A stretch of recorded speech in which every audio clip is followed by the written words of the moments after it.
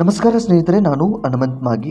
ದೆಹಲಿಯ ಕೆಂಪು ಕೋಟೆಯ ಬಳಿ ಕಾರ್ ಸ್ಫೋಟಗೊಂಡು 8ರಿಂದ 10 ಜನ ಸಾವನ್ನಪ್ಪಿರತಕ್ಕಂಥ ಮಾಹಿತಿ ಕೂಡ ಲಭ್ಯವಾಗಿದೆ. ಈ ಕುರಿತಾಗಿ ಸಾಕಷ್ಟು ವರದಿ ಅಂತಹದ್ದೆಲ್ಲವೂ ಕೂಡ ಪ್ರಸಾರ ಆಗ್ತಾ ಇದೆ. ಈ ವಿಷಯದ ಕುರಿತಾಗಿ ನಾನು ಹೆಚ್ಚು ಮಾಹಿತಿಯನ್ನು ನಿಮ್ಮೊಟ್ಟಿಗೆ ಹಂಚಿಕೊಳ್ಳೋದಿಲ್ಲ. ಬದಲಿಗೆ ಬೆಂಕಿ ಹತ್ತಿದಾಗಲೇ ಬಾವಿ ತೋಡುವಂಥ ಕೆಲಸ ಆಗುತ್ತೆ ಎಂಬ ಒಂದು ಮಾತು ನಮ್ಮ ಹಿರಿಯರ ಕಾಲದಿಂದ ಬಂದಿರತಕ್ಕಂಥದ್ದು. ಅಂಥದ್ದೆಲ್ಲವೂ ಕೂಡ ಈಗ ನಮ್ಮ ರಾಜ್ಯದಲ್ಲಿ ಆಗಿರ್ಬೋದು, ದೇಶದಲ್ಲಿ ಆಗಿರ್ಬೋದು, ಎಲ್ಲ ಕಡೆಗೂ ಕೂಡ ನಡೀತಾ ಇರುವಂಥದ್ದು.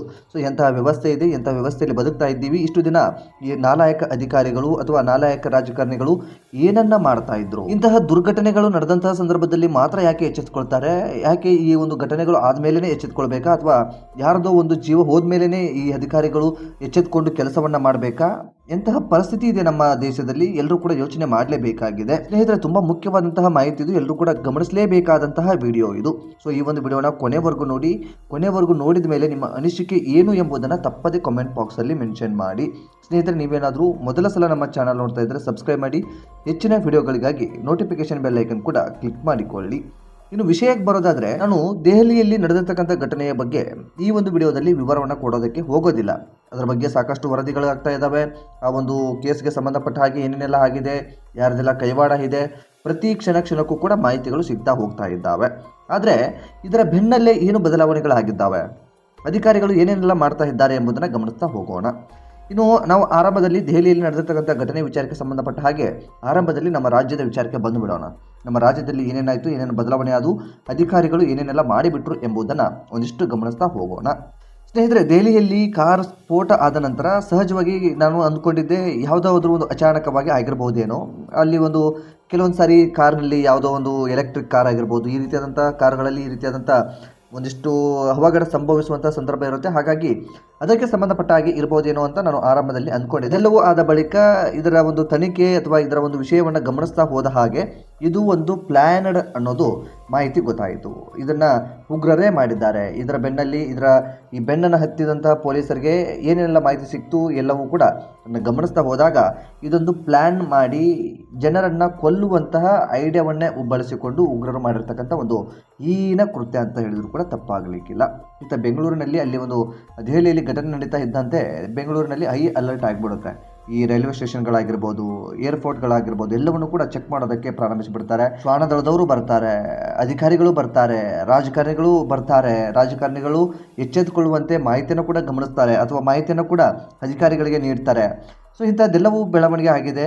ಇದನ್ನು ನೋಡಿದರೆ ನಿಜಕ್ಕೂ ಅಸಹ್ಯ ಆಗುತ್ತೆ. ಯಾಕೆ ಅಸಹ್ಯ ಆಗುತ್ತೆ ಅಂತಂದರೆ, ಘಟನೆ ನಡೆದಂಥ ಸಂದರ್ಭದಲ್ಲಿ ಯಾವನೋ ಒಬ್ಬ ನಾಲಾಯಕ ಮತ್ತೆ ಇಂತಹ ಘಟನೆ ಮಾಡೋದಕ್ಕೆ ಮುಂದಾಗ್ತಾನೆ? ಸಾಧ್ಯವಿಲ್ಲ. ಎಚ್ಚೆತ್ಕೊಂಡು ಬಿಟ್ಟಿರ್ತಾರೆ. ಎಲ್ಲೋ ಒಂದು ಘಟನೆ ಆದ ತಕ್ಷಣ ಅವರಿಗೆ ಒಂದು ಕಾಮನ್ ಸೆನ್ಸ್ ಅನ್ನೋದು ಇರುತ್ತೆ. ಯಾವುದೇ ಒಂದು ಉಗ್ರ ಆಗಿರಲಿ ಅಥವಾ ಇನ್ಯಾರೋ ಆಗಿರಲಿ ಪ್ಲ್ಯಾನ್ ಮಾಡಿ ಕೆಲಸ ಮಾಡುವಂಥ ಸಂದರ್ಭದಲ್ಲಿ ಎಲ್ಲಿಯೂ ಕೂಡ ಒಂದು ಕಡೆ ಇಂತಹ ಘಟನೆ ನಡೆದಿದೆ ಅಂದಾಗ ಬೇರೆ ಎಲ್ಲ ಕಡೆಗೂ ಕೂಡ ಸೈಲೆಂಟಾಗಿ ಇದ್ದು ಬಿಡ್ತಾರೆ. ಸೊ ಅದು ಆಗೋದಕ್ಕೆ ಸಾಧ್ಯವಿಲ್ಲ. ಆದರೆ ನಮ್ಮ ಜನಪ್ರತಿನಿಧಿಗಳು, ಕೆಲವೊಂದಿಷ್ಟು ನಾಲಾಯಕ ಅಧಿಕಾರಿಗಳು ಹೇಗಿದ್ದಾರೆ ಅಂತಂದರೆ, ಘಟನೆ ಆದ ಬಳಿಕ ಆ ಒಂದು ಚೆಕ್ಗಳನ್ನು ಮಾಡೋದಕ್ಕೆ ಹೋಗ್ತಾರೆ. ರೈಲ್ವೆ ಸ್ಟೇಷನ್ ಆಗಿರ್ಬೋದು, ಏರ್ಪೋರ್ಟ್ಗಳಾಗಿರ್ಬೋದು, ಅವುಗಳಲ್ಲೆಲ್ಲವೂ ಕೂಡ ತಪಾಸಣೆ ಮಾಡೋದಕ್ಕೆ ಮುಂದಾಗ್ತಾರೆ. ಅಲ್ಲಿ ಏನು ಸಿಗೋದಕ್ಕೆ ಸಾಧ್ಯ? ಏನು ಕೂಡ ಸಿಗೋದಿಲ್ಲ. ಅಲ್ಲಿ ಸಹಜವಾಗಿ ಜನಗಳು ಓಡಾಡ್ತಾ ಇರ್ತಾರೆ. ಸಹಜವಾಗಿ ಯಾರೆಲ್ಲ ಯಾವ್ಯಾವ ರೀತಿಯಾಗಿ ಓಡಾಡ್ತಾ ಇರಬೇಕು ಅದೆಲ್ಲವೂ ಕೂಡ ಆಗ್ತಾ ಇರುತ್ತೆ. ಅಂತಹದ್ದೆಲ್ಲವೂ ಕೂಡ ನಡೀತಾ ಇರುತ್ತೆ. ಸೊ ಇಂತಹ ವ್ಯವಸ್ಥೆಯಲ್ಲಿ ನಾವು ಬದುಕ್ತಾ ಇದ್ದೀವಿ. ಕೇವಲ ನಮ್ಮ ರಾಜ್ಯದಲ್ಲಿ, ಕೇವಲ ಬೆಂಗಳೂರಿನಲ್ಲಿ ಮಾತ್ರವಲ್ಲ, ರಾಜ್ಯದ ಜಿಲ್ಲೆಗಳಲ್ಲೂ ಕೂಡ ಈ ರೀತಿಯಾಗಿ ತನಿಖೆಗಳನ್ನು ಮಾಡ್ತಾ ಇದ್ದಾರೆ. ಈ ರೀತಿಯಾಗಿ ಯಾರಾದರೂ ಭಯೋತ್ಪಾದಕರು ಬರ್ತಾ ಇದ್ದಾರಾ, ಇನ್ನೇನೋ ಮಾಡ್ತಾ ಇದ್ದಾರೆ ಅನ್ನೋ ರೀತಿಯಲ್ಲಿ ಹುಡುಕಾಟವನ್ನು ನಡೆಸ್ತಾ ಇದ್ದಾರೆ. ಇದೆಲ್ಲವೂ ಕೂಡ ಫೇಕ್. ಇದೆಲ್ಲವೂ ಕೂಡ ಮಾಡ್ತಾ ಇರೋದು ಸುಮ್ಮನೆ ವೇಸ್ಟ್ ಮಾಡೋದಕ್ಕೆ. ಒಂದು ಸರ್ಕಾರದ ದುಡ್ಡು ಅಥವಾ ಜನರ ಒಂದು ಟ್ಯಾಕ್ಸಿಂದ ಹೋಗಿರ್ತಕ್ಕಂಥ ದುಡ್ಡನ್ನು ಹಾಳು ಮಾಡಬೇಕು. ಅವುಗಳನ್ನು ಹಾಳು ಮಾಡೋದಕ್ಕೆ ಒಂದು ದಾರಿ ಬೇಕಾಗಿತ್ತು. ಈ ರೀತಿಯಾದಂಥ ಸ್ಫೋಟಗಳು ಅಂತಹದ್ದೇನಾದರೂ ಆದಾಗ ಈ ರೀತಿಯಾಗಿ ಚೆಕ್ ಮಾಡೋದಕ್ಕೆ ಹೋಗ್ತಾರೆ. ಯಾಕೆಂದರೆ ಈ ಮುಂಚೆನೇ ಚೆಕ್ ಮಾಡೋದಕ್ಕೆ ಅಥವಾ ಇನ್ನೇನೋ ಮಾಡೋದಕ್ಕೆ ಅಲ್ಲಿ ಅಧಿಕಾರಿಗಳು ಇರ್ತಾರೆ. ಸಂಬಂಧಪಟ್ಟ ಹಾಗೆ ಒಂದಿಷ್ಟು ಅಧಿಕಾರಿಗಳು ಇರಬೇಕಾಗುತ್ತೆ. ಅಧಿಕಾರಿಗಳು ಎಲ್ಲರೂ ಕೂಡ ಮಲ್ಕೊಂಡಿರ್ತಾರೆ. ಮಲ್ಕೊಂಡಂಥ ಸಂದರ್ಭದಲ್ಲಿ ಉಗ್ರರು ಬಂದು ಈ ರೀತಿಯಾಗಿ ಎಚ್ಚರವನ್ನು ಮಾಡ್ತಾರೆ. ಎಚ್ಚರವಾದ ನಂತರ ಎಲ್ಲರೂ ಕೂಡ ಹೈ ಅಲರ್ಟ್ ಆಗುವಷ್ಟೊತ್ತಿಗೆ ಎಲ್ಲವೂ ಕೂಡ ಮುಗಿದೋಗಿಬಿಟ್ಟಿರುತ್ತೆ. ಎಲ್ಲವೂ ಮುಗಿದೋದ ನಂತರ ಅಲ್ಲಿ ಏನು ಮಾಡೋದಕ್ಕೆ ಸಾಧ್ಯ? ಎಂತಹ ಕೆಟ್ಟ ವ್ಯವಸ್ಥೆ, ಎಂತಹ ನಾಲಾಯಕ ಅಧಿಕಾರಿಗಳು, ಎಂತಹ ನಾಲಾಯಕ ಜನಪ್ರತಿನಿಧಿಗಳು ಇದ್ದಾರೆ ಎಂಬುದನ್ನು ನಾವು ಅರ್ಥ ಮಾಡಿಕೊಳ್ಳಬೇಕಾಗಿದೆ. ಸೊ ಇದರಿಂದ ಏನು ಉಪಯೋಗ ಆಯಿತು ಎಂಬುದು ನನಗಂತೂ ಗೊತ್ತಾಗಲಿಲ್ಲ. ಆದರೆ ಆ ದೆಹಲಿಯಲ್ಲಿ ಸ್ಫೋಟಗೊಂಡ ನಂತರ 10 ಜನ ಸಾವನ್ನಪ್ಪಿದ್ದಾರೆ. ಆ ಸಾವಿಗೆ ನ್ಯಾಯ ಕೊಡೋದಕ್ಕೆ ಇವುಗಳಿಂದ ಸಾಧ್ಯನಾ? ಯಾವುದೋ ಒಂದು ಏರ್ಪೋರ್ಟಲ್ಲಿ ಅಥವಾ ಯಾವುದೋ ಒಂದು ರೈಲ್ವೆ ನಿಲ್ದಾಣದಲ್ಲಿ ಈ ರೀತಿಯಾಗಿ ಹುಡುಕಾಡೋಕ್ಕೆ ಪ್ರಾರಂಭಿಸಿದರೆ ಅಲ್ಲಿ ಯಾರಾದರೂ ಸಿಕ್ಕರೆ ಅಥವಾ ಇವರು ಸತ್ತು ಹೋಗಿರುವಂಥವರಿಗೆ ನ್ಯಾಯವನ್ನು ಕೊಡೋದಕ್ಕೆ ಈ ಅಧಿಕಾರಿಗಳಿಂದ ಸಾಧ್ಯವಾಗುತ್ತಾ?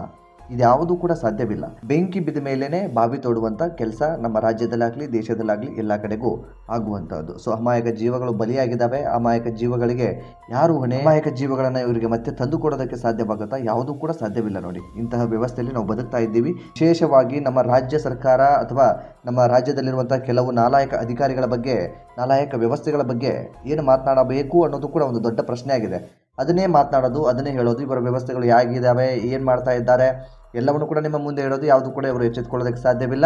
ಇಂತಹ ಘಟನೆಗಳು ನಡೆದಾಗ ಒಂದಿಷ್ಟು ಅಲರ್ಟ್ ಆಗ್ತಾರೆ. ಅದೆಲ್ಲವೂ ಕೂಡ ಆದ ಬಳಿಕ ಮತ್ತೆ ಸೈಲೆಂಟ್ ಆಗಿ ತಮ್ಮ ದಂಧೆಯನ್ನು ಮಾಡೋದಕ್ಕೆ ಪ್ರಾರಂಭಿಸಿ ಬಿಡ್ತಾರೆ. ಇದಿಷ್ಟು ನಮ್ಮ ವ್ಯವಸ್ಥೆ. ಸೊ ಈ ವ್ಯವಸ್ಥೆಯ ಬಗ್ಗೆ ನಿಮಗೆ ಅನಿಸುತ್ತೆ ಸ್ನೇಹಿತರೆ, ಕಾಮೆಂಟ್ ಬಾಕ್ಸಲ್ಲಿ ಮೆನ್ಷನ್ ಮಾಡಿ. ಆದಷ್ಟು ಈ ವಿಡಿಯೋನ ನಿಮ್ಮ ಫ್ರೆಂಡ್ಸ್ ಹಾಗೂ ಫ್ಯಾಮಿಲಿಗೂ ಕೂಡ ಶೇರ್ ಮಾಡಿ. ಮತ್ತು ಮುಂದಿನ ವಿಡಿಯೋದಲ್ಲಿ ಸಿಗೋಣ. ನಮಸ್ಕಾರ.